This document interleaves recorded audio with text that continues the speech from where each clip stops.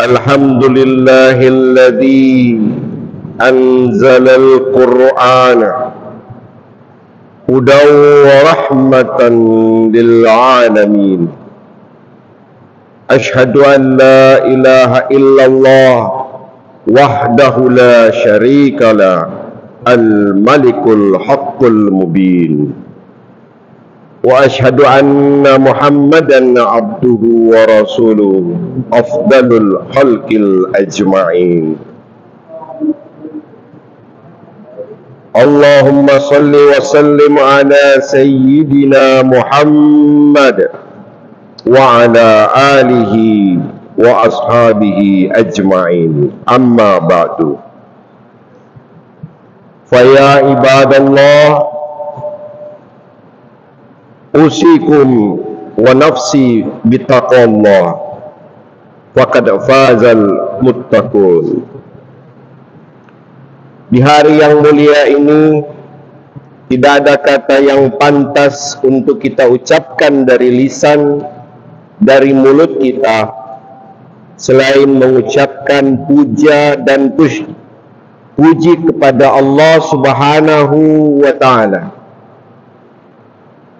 Salawat serta salam mari kita sama-sama haturkan kepada Nabi Muhammad sallallahu alaihi wasallam, yang karenanya kita masih rasakan buah dari perjuangan beliau.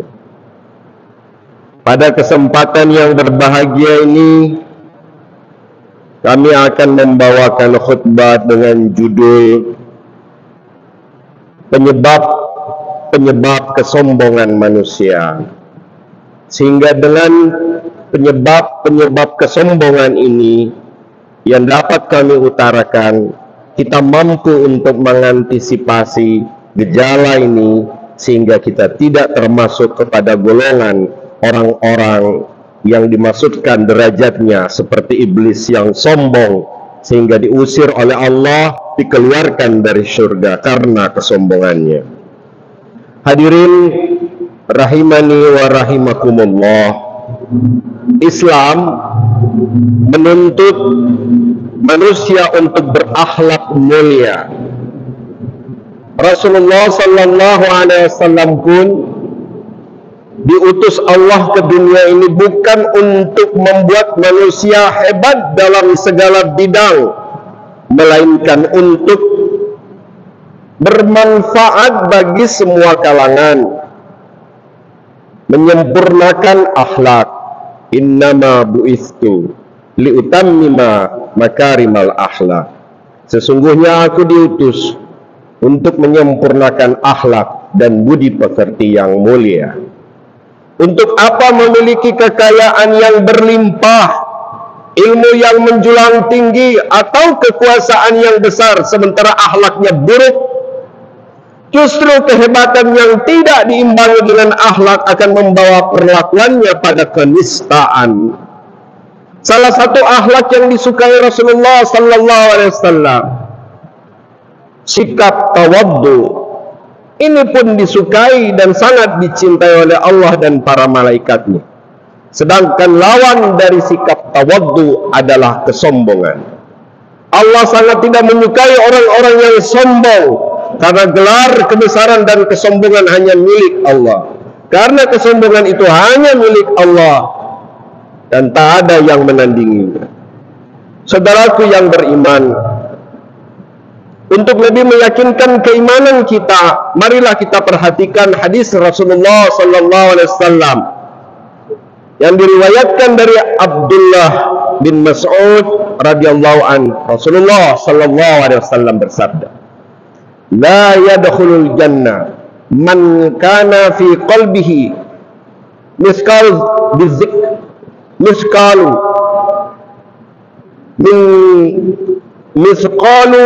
dzarratin min kibrin. Tidak akan masuk surga seseorang yang di dalam hatinya ada kibrin, kesombongan, walau hanya sekecil biji zarrah. Kemudian ada seorang yang bertanya kepada Rasulullah, bagaimana dengan seseorang yang suka dengan memakai baju bagus, sandal yang bagus. Rasulullah menyampaikannya dengan innallaha jamilun yuhibbul jamalal kibru batarul haqqi wa gamtun nas. Sesungguhnya Allah itu indah dan menyukai keindahan.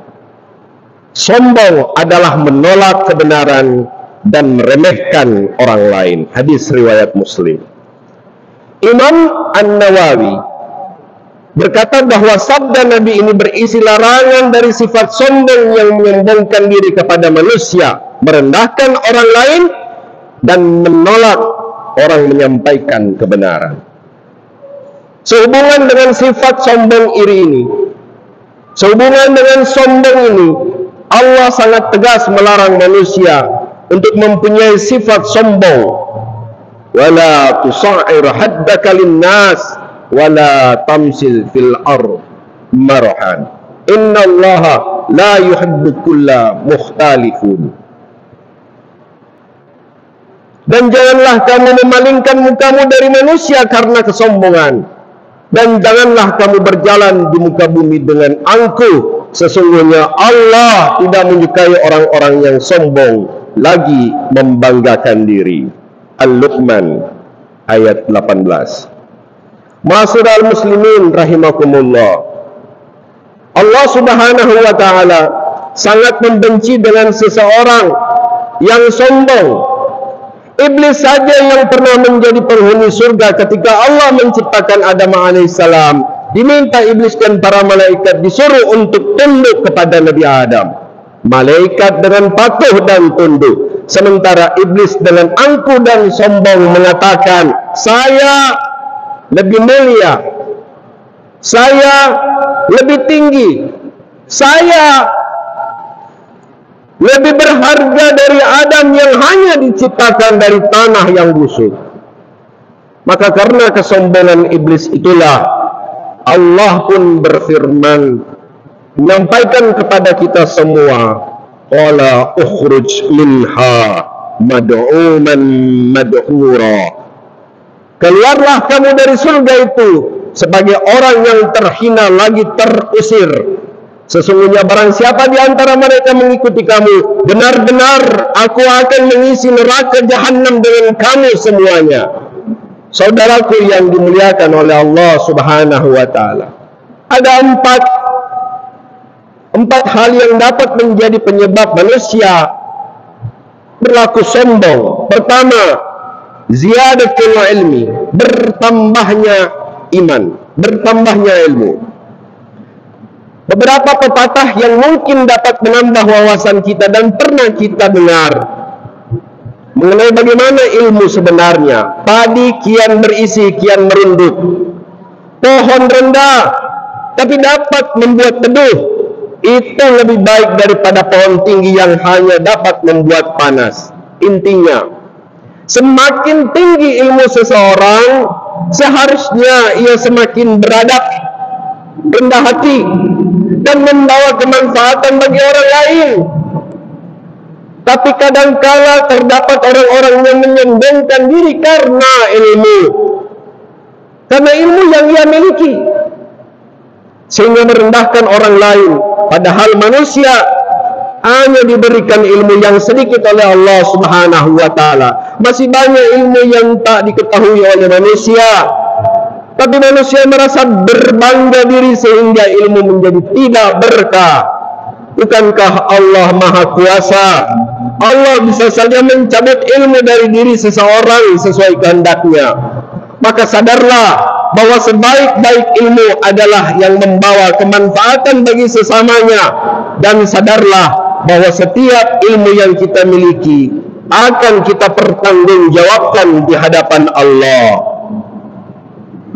Saudaraku sekalian, penyebab manusia berlaku sombong yang kedua adalah ziyadatul mal, bertambahnya harta. Hakikatnya manusia tidak memiliki apa-apa. Semua harta yang kita miliki adalah titipan dari Allah Subhanahu wa taala, yang sewaktu-waktu Allah akan ambil.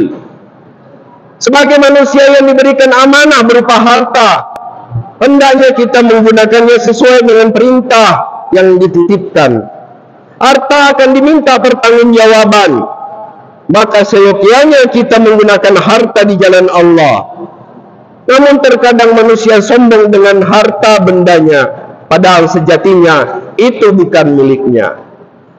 Ketika seseorang berbangga diri dengan harta yang ia miliki, maka berhati-hatilah bahwa harta adalah ujian bagimu, dan harta membuat manusia merugi dan binasa jika tidak digunakan sesuai dengan perintah Allah.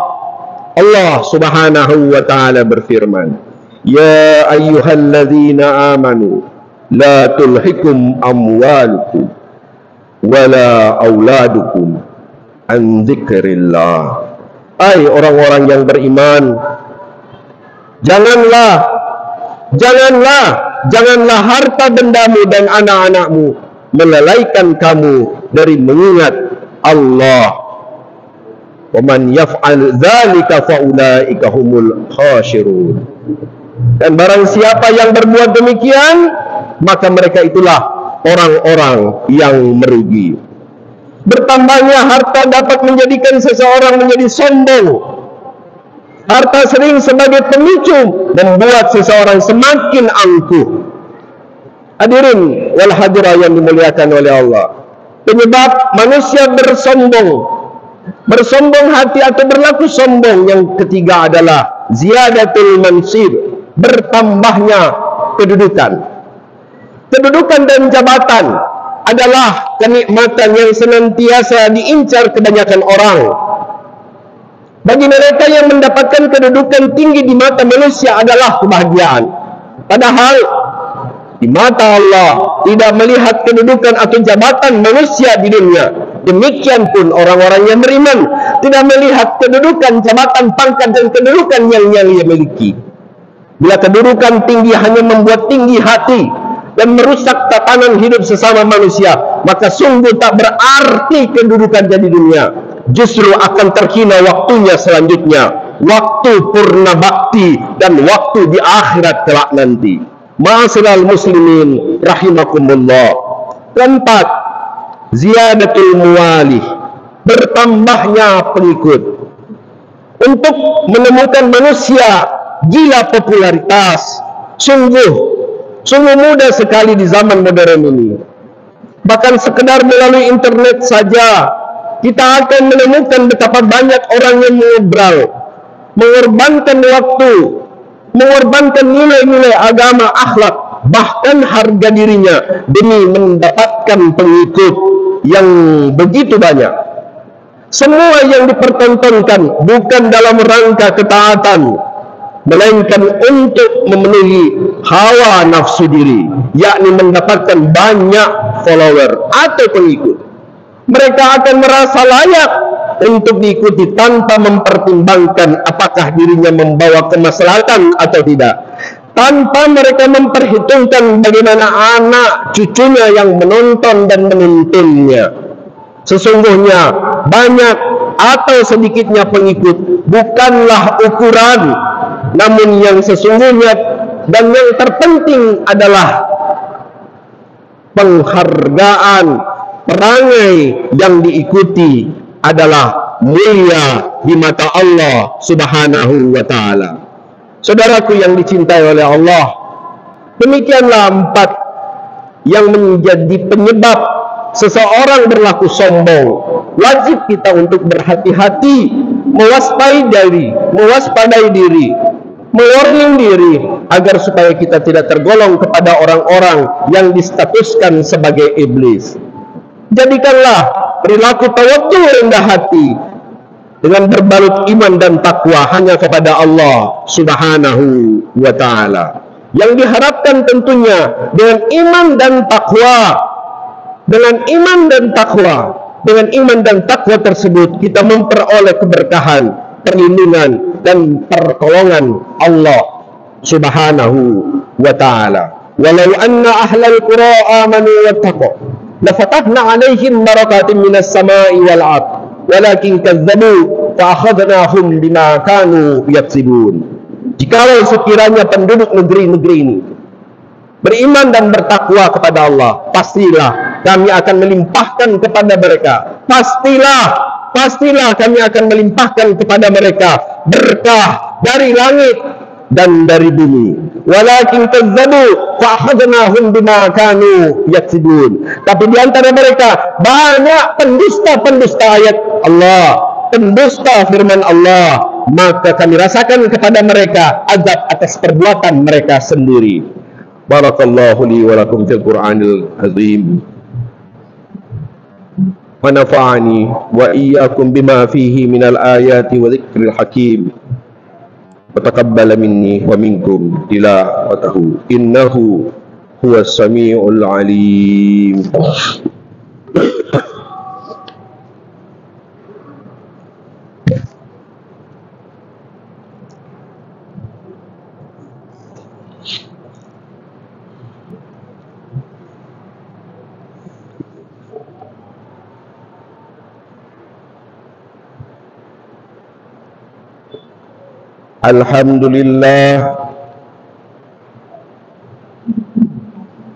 Alhamdulillahilladzi amarana bil ittihadi wal i'tisami bihablillahi jami'a wa bi dzikri ni'mati alaina idh kunna a'da'a.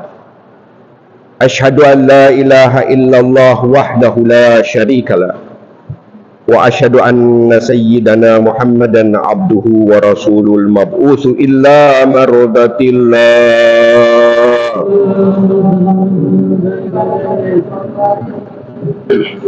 Allahumma salli ala sayyidina Muhammad salatan kamilatan wa sallim salaman tamma alaihi wa ala alihi wa sahbihi wa sallim tasliman katsira.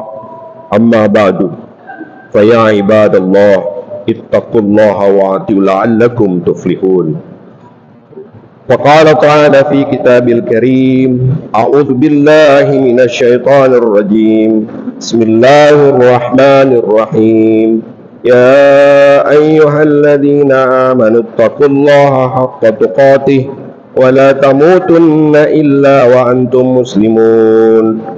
واعلموا أن الله تعالى أمركم بأمر بدأ فيه بنفسه ملائكته بقدسه وقال سبحانه وتعالى: إن الله وملائكته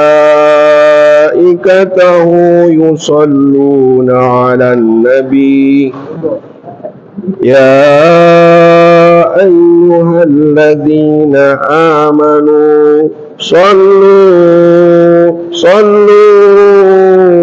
صلوا عليه وسلموا تسليما.